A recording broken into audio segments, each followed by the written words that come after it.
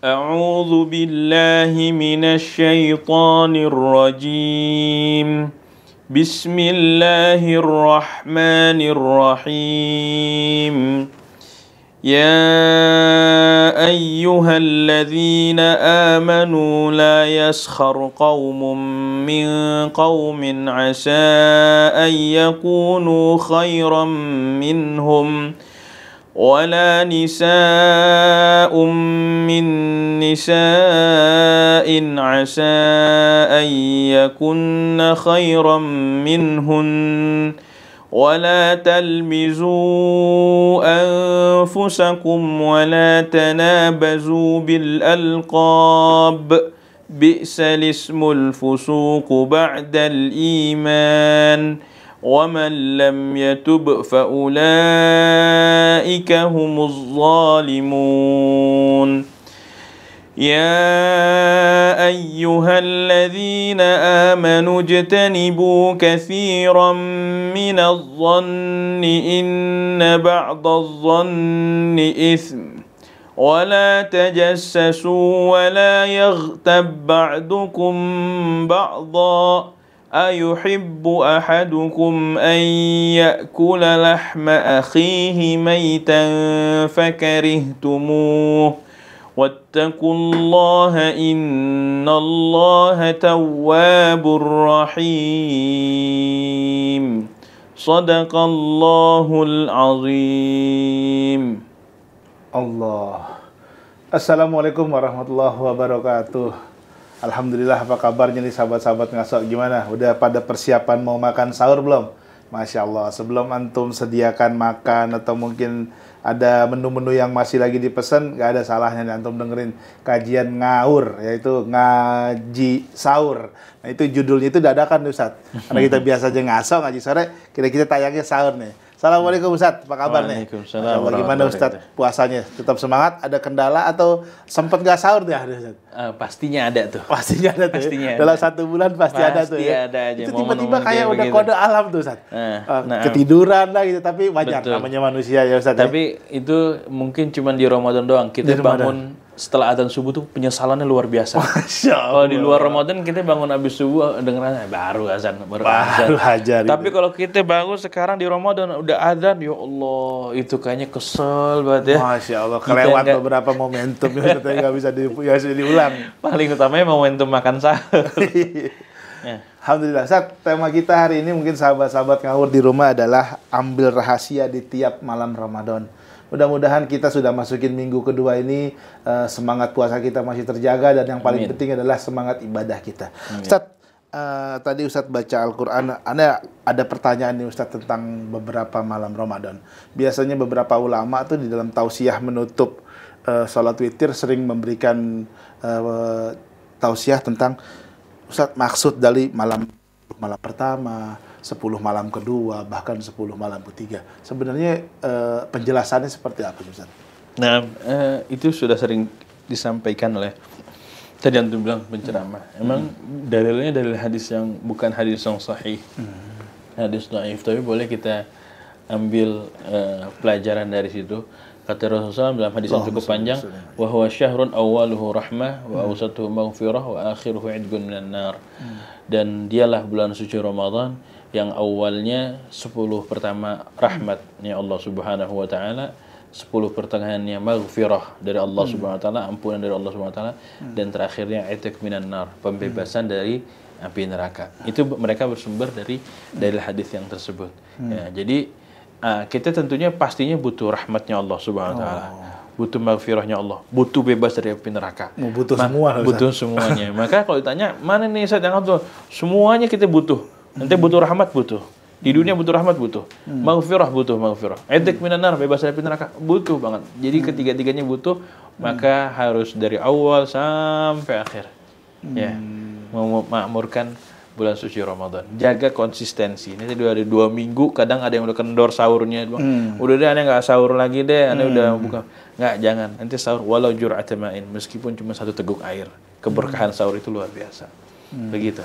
Masya Allah. Ustaz, sebenarnya ada beberapa cerita yang bilang katanya nanti pahala puasanya habis loh gitu. Mungkin ini jadi bahan apa ya, bahan obrolan sehari-hari, mungkin teman kantor, sahabat-sahabat ngawur yang lagi ada di aktivitas sehari-harinya, pahala puasanya habis. Itu sebenarnya esensi pahala puasa itu yang dimaksud gimana, Ustaz? Nah, makanya ulama membagi ada namanya muhbitat dan mubtilat. Muhbitat ini yang menghabisi pahala puasa. Mubtilat ini yang ngebatalin puasa. Mubtilat itu udah jelas kita udah paham, makan, minum itu ngebatalin puasa. Iya. Ya, ada yang muhbitat. Muhbitat ngebatalin pahala puasa. Puasanya sah dalam tinjauan fikih. Contohnya misalnya ya ada orang yang bohong di siang hari atau pada saat puasa dia bohong. Gimana? Batal nggak saat puasanya? Puasanya nggak batal. Qodho nggak saat? Nggak wajib qodho. Nggak ada kewajiban qodho. Tapi gimana nasib puasanya itu? Nasib puasanya ya Allah deh. Pahalanya bisa berkurang tuh. Kenapa? Karena dia lagi berpuasa tapi dia berbohong. Nah, dia lagi berpuasa dia berbohong.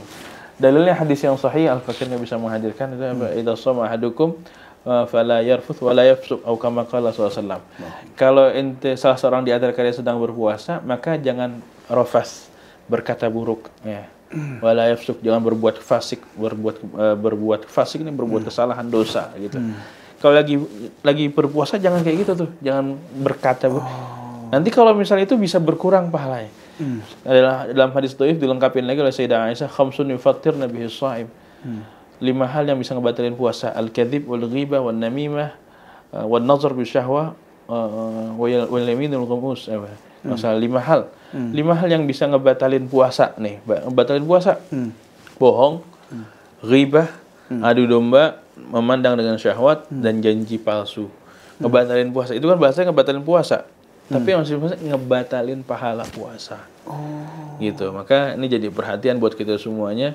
Kalau cuman menjauhin makanan, menjauhin minuman, jauhin gak makan es nggak siang hari, bisa-bisa aja semuanya. Iya, semua juga bisa. Tapi gitu. Menjauhin dia nggak berbohong, dia nggak ghibah, dia nggak mandang dengan penuh syahwat, itu luar biasa. Di situ kontrol dirinya. Nah, betul. Masya Allah. Sahabat-sahabat ngawur, baru kita opening aja udah daging semua isinya. Antum jangan kemana-mana deh, yang udah lagi pada siapin sahur. Waduh, imsak masih ya kurang lebih 1 jam lagi. Jangan kemana-mana deh, kita masih akan semua ilmu dari Ustaz kita keluarin. Setelah yang satu ini, jangan kemana-mana, tetap di ngawur. Assalamualaikum.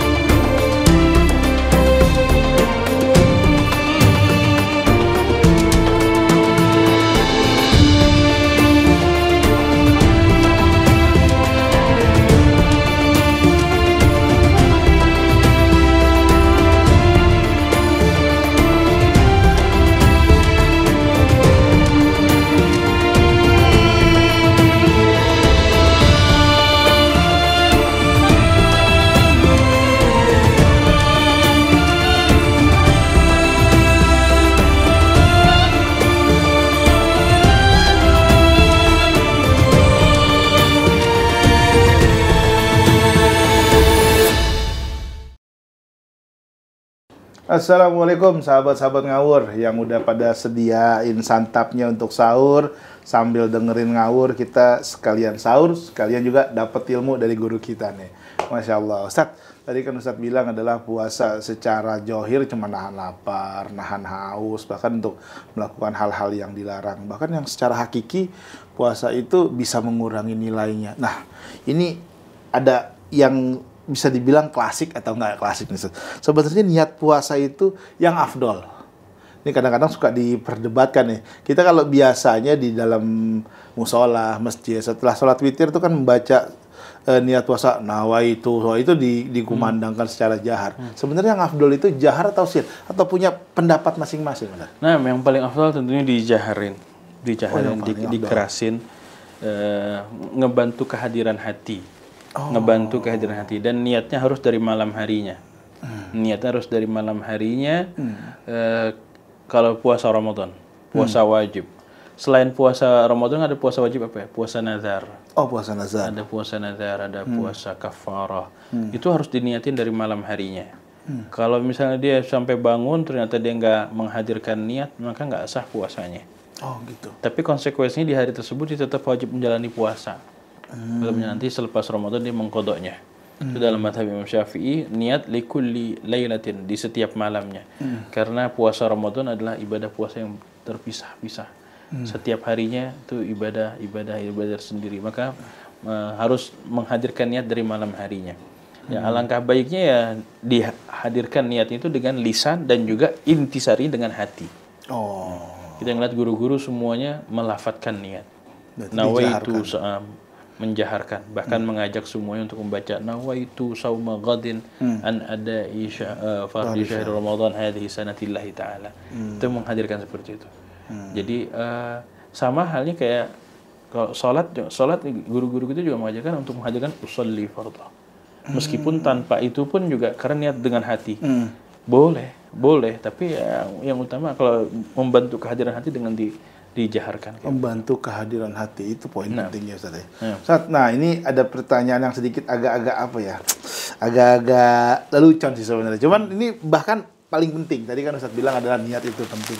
Nah, bagaimana orang yang nggak sahur, nggak kebablasan sahur, tapi dia lupa niat? Atau mungkin Ustaz pernah cerita adalah niat selama 30 hari. Itu sebenarnya boleh atau nggak boleh, Ustaz? Nah, kita selalu guru-guru kita banyak mengajarkan di awal Ramadan itu mentaklid kepada mazhab Imam Malik.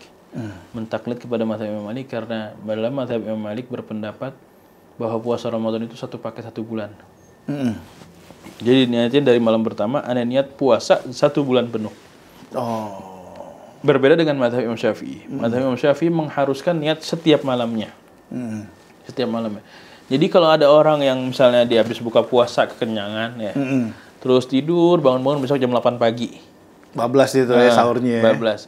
Nasi puasanya gimana? Nasi puasanya nggak sah menurut mazhab Imam Syafi'i. Karena dia nggak melafadzkan, nggak menghadirkan niat dari malam harinya. Nggak menghadirkan itu, maka nggak sah menurut mazhab Imam Syafi'i. Tapi kalau di awal dia sudah mentaklid kepada mazhab Imam Malik, maka puasanya sah menurut Imam Malik. Kenapa? Karena dia sudah niat puasa 1 bulan. Terus gimana nasib puasanya itu hari? Sah menurut mazhab Imam Malik, nggak sah menurut mazhab Imam Syafi'i. Nah, kadang ada lagi yang para masyayikh saking ikhtiyatan ya, saking bentuk kehati-hatian ya, dia masih mengkodok juga. Kenapa? Karena dia mutamasik dengan mazhab Imam Syafi'i. Aneh pengen puasaannya sah menurut semua mazhab. Maka dia juga mengkodoknya. Kalau nggak mengkodok boleh nggak? Ya boleh aja, sah puasa ente menurut mazhab Imam Malik. Gitu. Masya Allah, ya Allah, sahabat-sahabat ngawur, jadi tambah ilmu lagi nih saya nih, khususnya tentang puasa nih. Itulah pentingnya kita duduk di majelis taklim. Jadi nggak gampang bilang, oh ini salah, ini benar. Nah inilah kerangka dijawab dengan ilmu. Jadi bukan bicaranya asbun atau asal bunyi. Wah gue pendapat yang benar, gue pendapat yang salah. Nggak, dua-duanya punya alasan. Ustaz, nah kalau kita bicara puasa tentu kan ada opening, ada closing-nya, Ustaz. Nah, jadi kalau kita bicara opening closing-nya adalah ada opening-nya itu adalah ada berbuka dan makan sahur. Nah, secara hukum boleh nggak sih kita menunda makan sahur atau menunda berbuka atau mengsegerakan sahur? Itu gimana, Ustaz? Kadang-kadang orang mikir gini, aduh di Indonesia kan cuman berapa jam doang nahan lapar gitu, masih kenyang nih, tar aja deh 10 menit lagi masih kuat. Itu gimana tuh, Ustaz?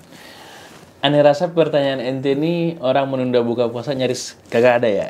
Nyaris nggak ada kayaknya. Orang dari jam 5 tuh udah pada sibuk mencari makanan buka puasa. Kalau udah beli gorengan, beli es tuh udah nenteng-nenteng, pikirannya udah ke gorengan sama esnya itu.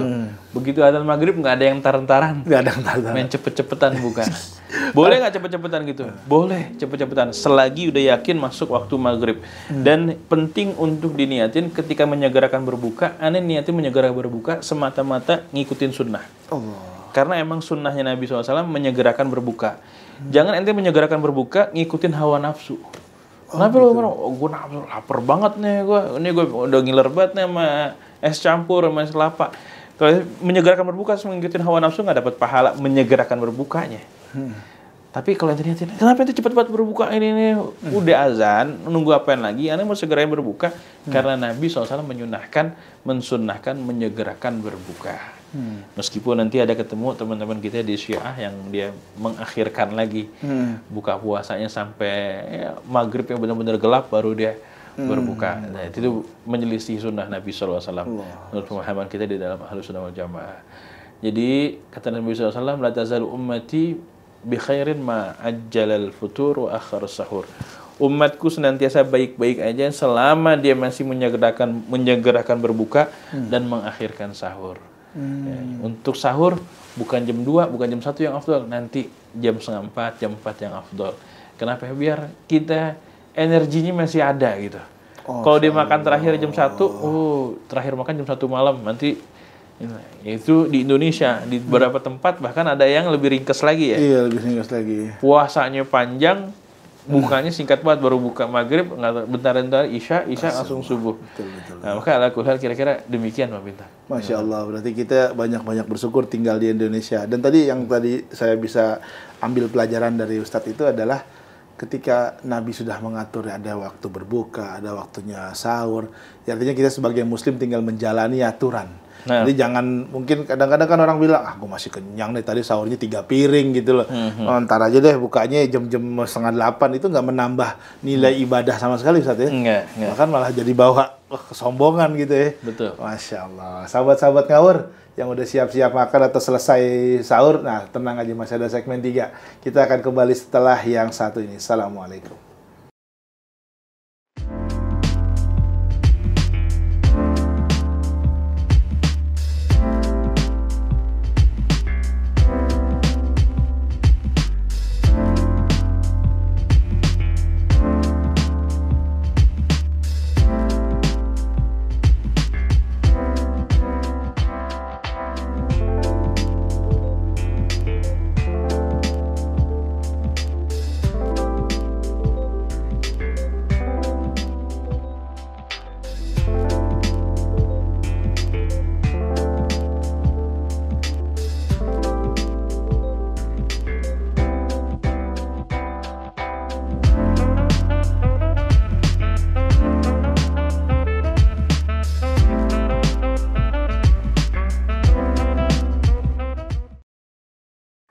Assalamualaikum sahabat-sahabat ngawur, ngaji sahur, Masya Allah. Dari judulnya aja mudah-mudahan kita mendapat keberkahan nih, mudah-mudahan.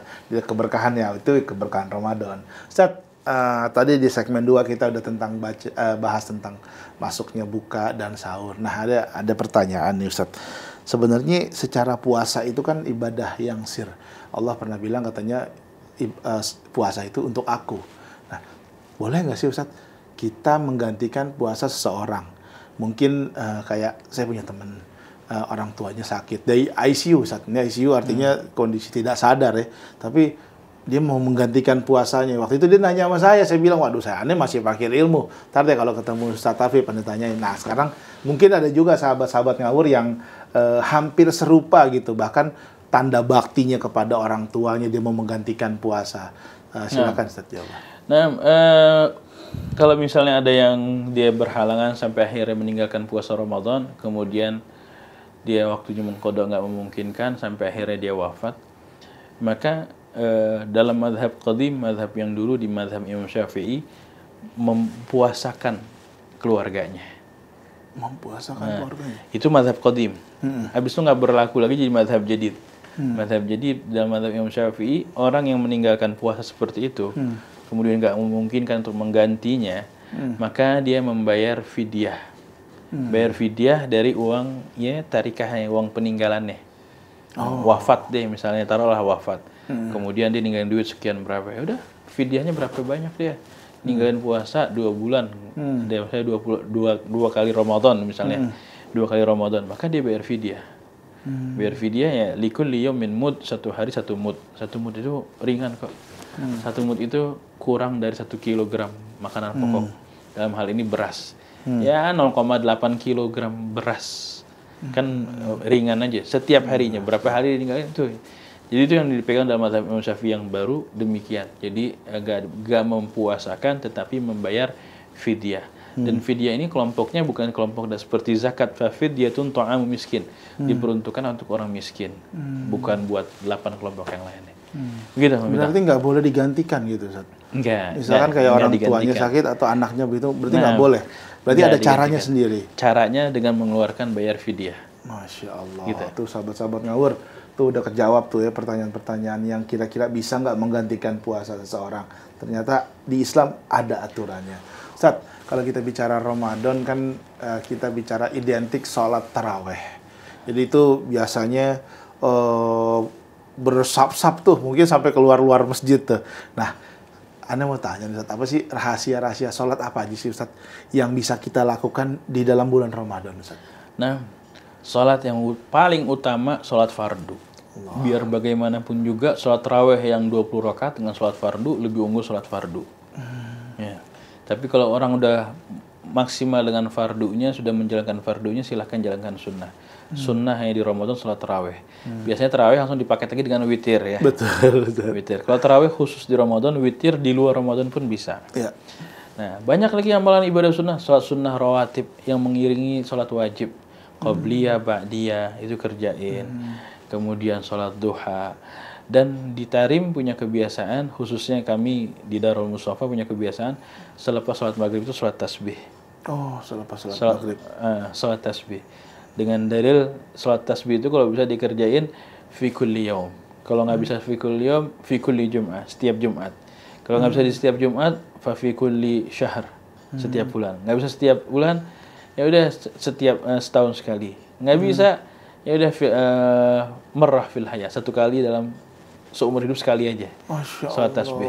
Kalau nggak memungkinkan juga, oh nanti ngapain hidup di dunia? Nggak sempet sholat tasbih, ya. Nah, kerjaan sholat tasbih meskipun satu kali seumur hidup. Nah, kita di Darul Mustafa biasanya selepas buka puasa maghrib, sholat maghrib langsung, sholat ba'diyah dilanjuti dengan sholat tasbih. Itu berjamaah, Ustaz? Nah, berjamaah sholat tasbih. Jadi kalau ada yang mau, apa lagi nih Ustaz? Tarawih udahan, witir udah, duha udah, apa lagi ya? Sholat tasbih dah. Tambahin sholat tasbih. Tambahin sholat tasbih. Gitu. Masya Allah, itulah ilmu dari guru kita, lulusan Darul Mustafa. Nggak ada ruginya emang berteman dengan orang soleh. Sahabat-sahabat ngawur, sebelum kita akhiri, kita minta nasihat dari guru kita. Biar antum juga tambah semangat, khususnya saya nih.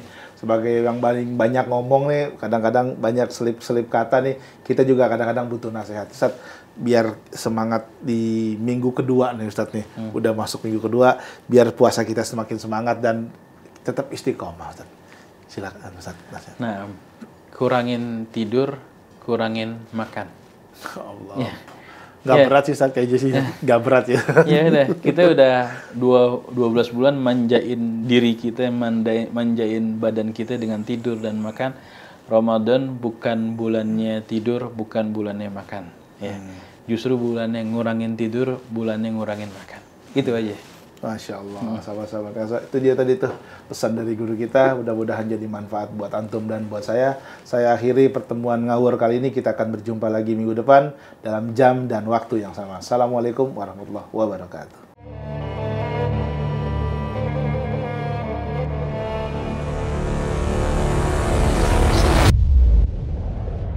Maka Allah Subhanahu wa taala menjadikan malam nuzulul Quran adalah malam terbitnya hidayah untuk terus menerangi permukaan barat dan timur hingga akhir zaman. Ya Rasulullah, apa pendapatmu tentang sahabat-sahabatmu kaum Ahlul Badr itu, pasukan Badr? Rasul berkata, afdalul muslimin, orang muslim yang paling afdal adalah Ahlul Badr. Paling afdal dari, lebih afdal dari semua salihin, lebih afdal dari semua awliya wal mukarrabin, dari para siddiqin dan semua syuhada. Yang paling afdal adalah Ahlul Badr.